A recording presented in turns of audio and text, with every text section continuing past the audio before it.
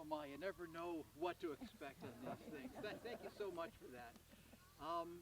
And last but not least,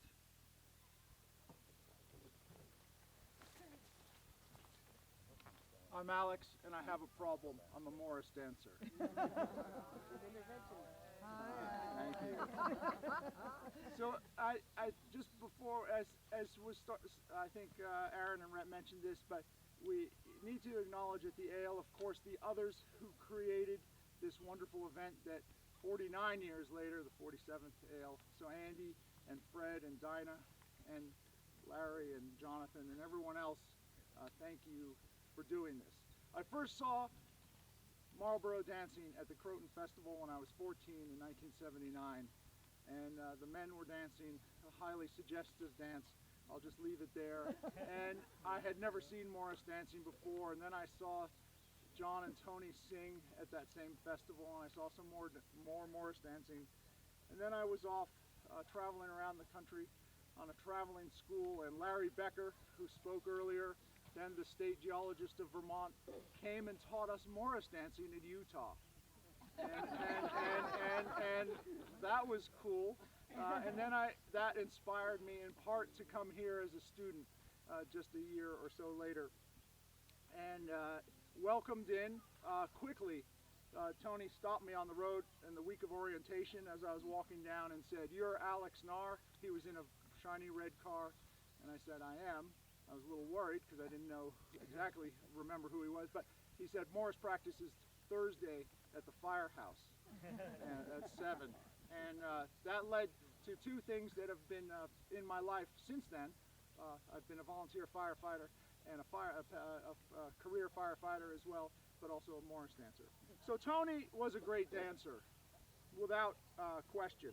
But he wasn't the most beautiful dancer we had on the team. There was Fred, there was Tim, and a few others.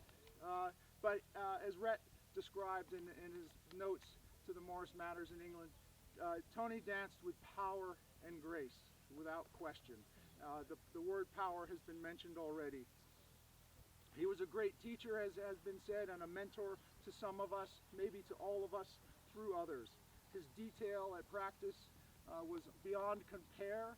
He was critical, but kind and supportive, and made those of us who didn't know anything about dance able to dance and then share it with others later in life. That's pretty cool.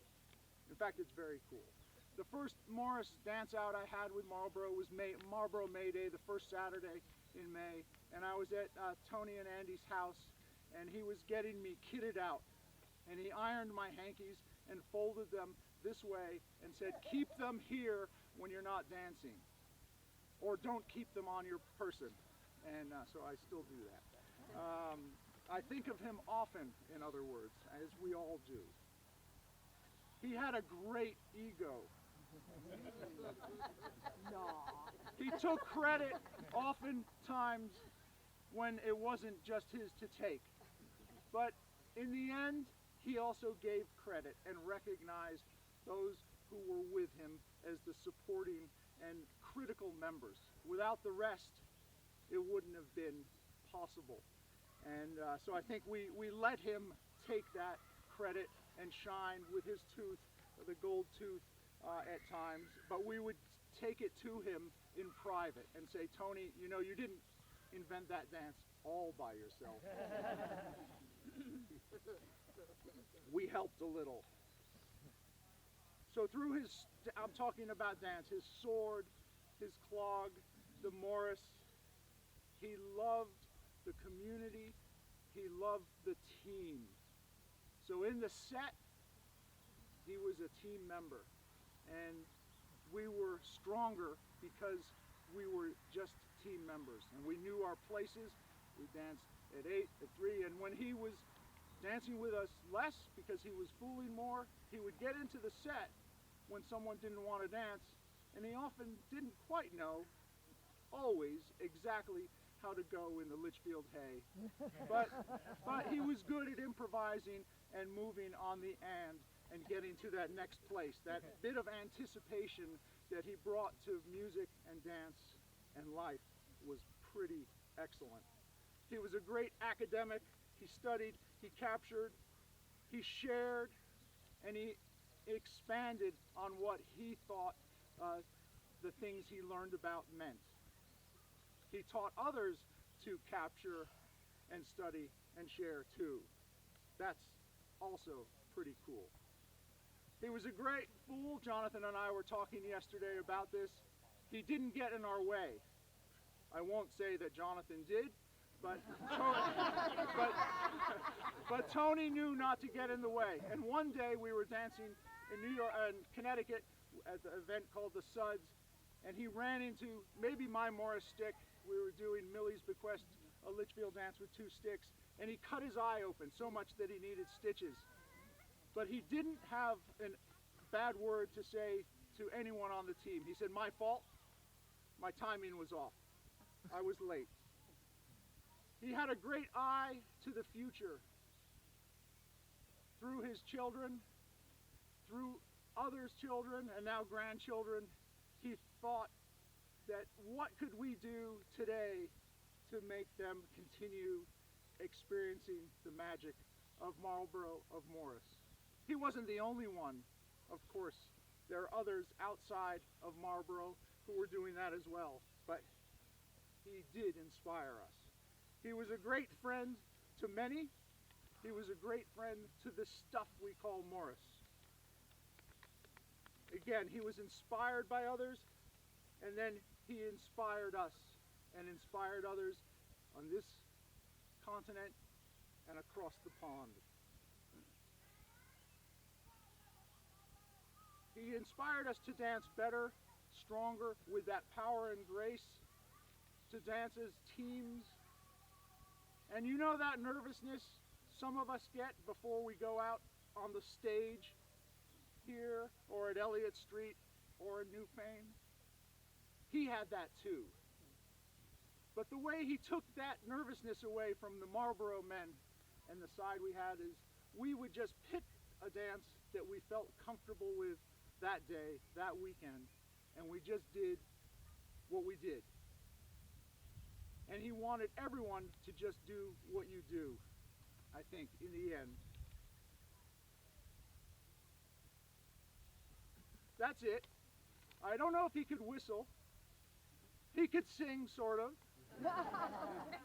He could play, sort of, but he could certainly dance. So thank you, Julie. Thank you, Rhett, for the shepherd's hay in the beginning. And thank you all for continuing what Tony pushed and made happen in the beginning. Thank you. Andy? Okay.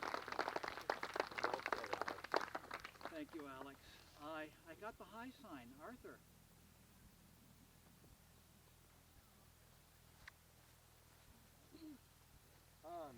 Well, unlike many of you who are here, I actually don't really have any real memories of Tony dancing. I guess that shows something about my age, but I think I probably did, but I don't remember it. But I think what I do remember is the way that he expressed himself was very much as a dancer, and I think I feel very grateful to have grown up where I did and had the opportunity to know him as I did, not necessarily just through through Morris dancing, but also just as a community member of Brattleboro. And I think some of the things that I'll take away from thinking about his life in Brattleboro are just the ways that he was so involved with many aspects of life in the community, from the church community that he was part of, the disability community in the area became a big part of how he participated in community life and gave a lot of his time. And I think the biggest thing that I think about when I think about how the times when I think most about Tony are when I'm singing and I did have the opportunity when I was very small many times to be falling asleep listening to Tony sing, because Noel used to practice at our house when I was very small, and I would bring my sleeping bag downstairs and I'd fall asleep during their practice. And I think about, I think when I sing a song, Tony had a way of singing that evoked dancing, and that changed over the years, as his physical condition changed. But that little essence, I think, was always there, and so try to keep that in my memory. I hear that from many others too. So.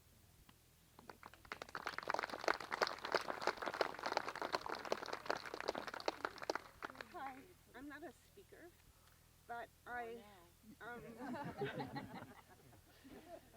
joined Half Moon in '87, I think, and in '88 we came to Marlboro. I knew nothing about any of this, nothing, and I went, and that was back when on Sunday mornings, I think there were like classes or sessions or something. So I went to the Foolish one, and I went, and Tony gave it. I knew nothing about him, and he said there are 3 things a fool has to do. The first is to be the best dancer. And I was like, oh God. And I cannot remember the other 2.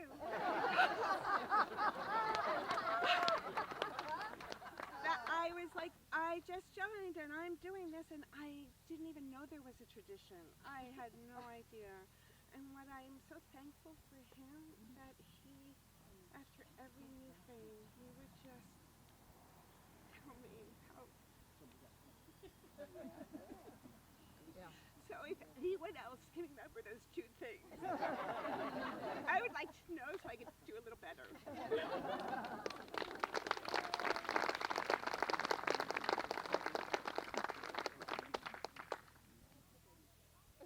We've all been talking about his dancing and how it's all meant to us and how he created this community. But part of that, too, that has been mentioned kind of sort of in a variety of ways, is his being a storyteller and an inviter. I just, watching him create things, coming to Noel Sing We Clear, listening to the story behind the songs, invited us to a different world. And he was such a master of it. He just knew how to lay out, having him talk about how to create a community, how to, remember this, in talking about how to create an audience. You come back every year and you do it again and you invite the people in to watch and enjoy, and that's how you create all the people who are not us on Elliott Street. So there's just the way he just was a master at creating a story that invited everybody in. And that's what I remember, just his skill, his gift.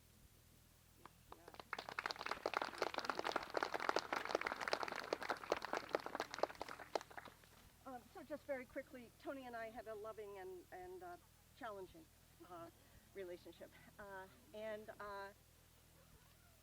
I went to the hospital. I was in labor, and my doctor said it'll be a little while. Go off and do something, and I said, "Oh, good. The team's Morris dancing. I'll head off and do that." And so Tony and I were working up back a pipe. This is really good when you're in labor. Yeah. And get it going. Yeah, to get it going a little faster. And anyway, then I was doing that, and my water broke. And I said quietly to Tony, "My water broke. I'll see you later."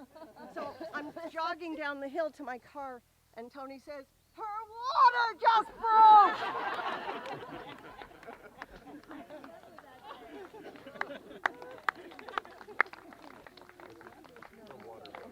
Andy? So is this kind of our closing song? We're getting close. Oh, we're getting close. Yeah, this is it. They're really isn't an end to this, you know. This is just going to keep going on and on.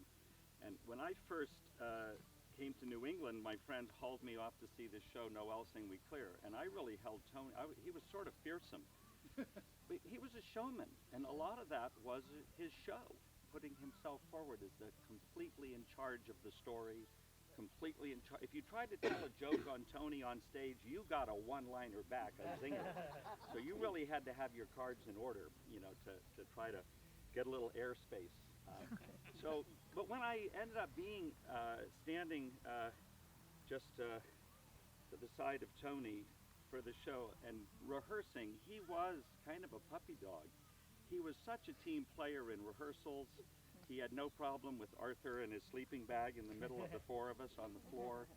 And Arthur, you took some of what I really wanted to mention about his role in the wider community. It was something that went, you know, wrapped around this whole wonderful scene that we're in here. And he used to love at church, if someone was celebrating a 40th or 50th wedding anniversary, he would love to sing My Old Dutch at the coffee hour, because it was just like the perfect song. And I've been thinking about that last verse when the singer asked God to take him first to await his gal. And you know that Margaret Dale passed away just days after Tony did. And it almost seemed conspiratorial. So I wanted to just sing a very familiar song that you all know the chorus of, that Tony and Margaret Dale put together. One of Tony's visions was making these traditions available to school children, and so much of our midwinter music, as it's evolved in this country and this culture, is all religious, around one religion. And he loved the old carols because many of them weren't. The old customs of renning, and of course they were hard to explain in a public school sometimes. They were a little bizarre, but we had a lot of fun with them. But the carol, which was one of his really dear carols, was The Holly and the Ivy. And Jonathan and I were joking. The original version in Noel Sing We Clear was the one that everybody knows, and that's the basis of this song we're going to do. And then we would find some new weird version from Cornwall or something. And after doing that for a couple of years, Tony would like to mention how we were getting hate emails about this bizarre version. So we were going to go back to the original. So you all know the chorus, but Tony and Margaret Dale wrote new verses. So it wasn't about the life cycle of Jesus Christ. It was about the life cycle, about the seasons of the year. So I'll do the verses if I can remember them. I have to remember the 4 seasons in order. Okay, that's getting harder and harder to do. Help me, Emma. Okay, and the chorus we all know, and the first verse we all know, because they're completely sort of pantheistic. Oh, the holly and the ivy, when they are both full grown, of all the trees that are in the woods, the holly tree bears the crown. Oh, the rising of the sun, the running of the deer, the playing of the merry organ, sweet singing all in the choir. Oh, the holly tree bears a blossom as white as any flower. The rains of spring prepare the ground with every gentle shower. Oh, the rising of the sun, the running of the deer, the playing of the merry organ, sweet singing all in the choir. Oh, the holly tree bears a leaf as green as any grass.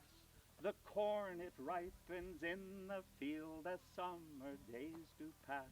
Oh, the rising of the sun, the running of the deer, the playing of the merry organ, sweet singing all in the choir. Oh, the holly tree bears a bark as bitter as any gall. As harvest ends, the trees turn gold, and from their the leaves turn gold, and from the trees do fall. Oh, the rising of the sun, the running of the deer, the playing of the merry organ, sweet singing all in the choir. Oh, the holly tree bears a berry as red as any blood. The heavy snows of winter fill the dark and silent wood. Oh, the rising of the sun, the running of the deer, the playing of the merry organ, sweet singing all in the choir. Oh, the holly and the ivy, when they are both full grown, of all the trees that are in the wood, the holly tree bears the crown. Oh, the rising of the sun, the running of the deer, the playing of the merry organ, sweet singing all in the choir. Written by Tony and Margaret Dale.